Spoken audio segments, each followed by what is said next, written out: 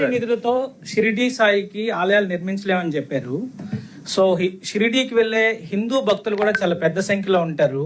వాళ్ళ మనోభావాలను ఏమైనా పరిగణలోకి తీసుకుంటారా? ఈ నిర్ణయానికి రావడానికి ఏ వైదిక పరమైన ప్రమాణాలు కానీ లేకపోతే ఏ ప్రమాణాలను మీరు పరిగణలోకి తీసుకున్నారు సార్? చట్టపరమైన ప్రమాణాలు ఏమైనా ఉన్నాయా? మామూలుగా మనకున్నటువంటి వైదిక ప్రమాణాలు ఆగమ శాస్త్రాల ప్రకారం అయితే హిందూ ధర్మాదాయ దేవాదాయ ఆలయాలు వాటి పరిరక్షణలోనే ఈ యొక్క శాఖ పనిచేయాలి. షిర్డీ సాయి భక్తులు కూడా హిందువులు ఉన్నారు, ఇతర మతస్థులు ఉన్నారు. సమాజంలో అనేక మంది షిర్డీ సాయి భక్తులు సేవకులుగా ఉన్నారు.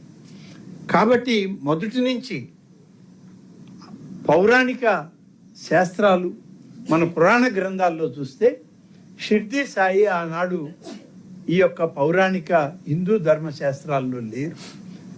ఉన్నటువంటి వారిని పరిరక్షించడానికి ఆగమ శాస్త్రాలు వైదిక శాస్త్రాల ఆలోచన ప్రకారమే మనం ఈనాడు వాటిని వృద్ధి చేయడానికి సనాతన ధర్మాన్ని కాపాడడానికి పనిచేస్తున్నాం.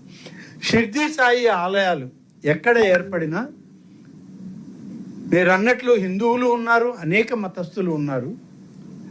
అలాగే అనేక రకాలుగా ఆలయాలకి ఆర్థిక స్తోమతలు అందించేటువంటి అనేక మంది ఉన్నారు. కాబట్టి ఆలయాలు వాళ్ళు అభివృద్ధి చెందుతూనే ఉన్నాయి, వాళ్ళు దగ్గరుండి వాటిని పోషించుకుంటున్నారు.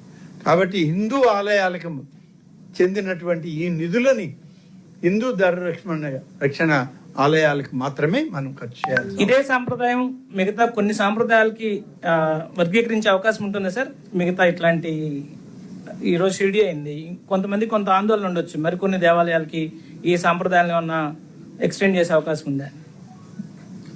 అంటే మీరు స్పెసిఫిక్గా అడగండి. కొంతమంది అని అంటే మీరు దేని గురించి అడుగుతున్నారు నాకు కూడా తెలియాలి కదా.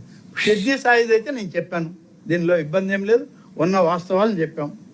షిర్డీ సాయి ఆలయాల్లో ఈ ఆలయాలు అన్నీ కూడా హైందవ శాస్త్ర ప్రమాణాల ప్రకారం వైదిక కార్యక్రమాలు జరపబడవు, అందుకని అవి మా పరిధిలో లేవు.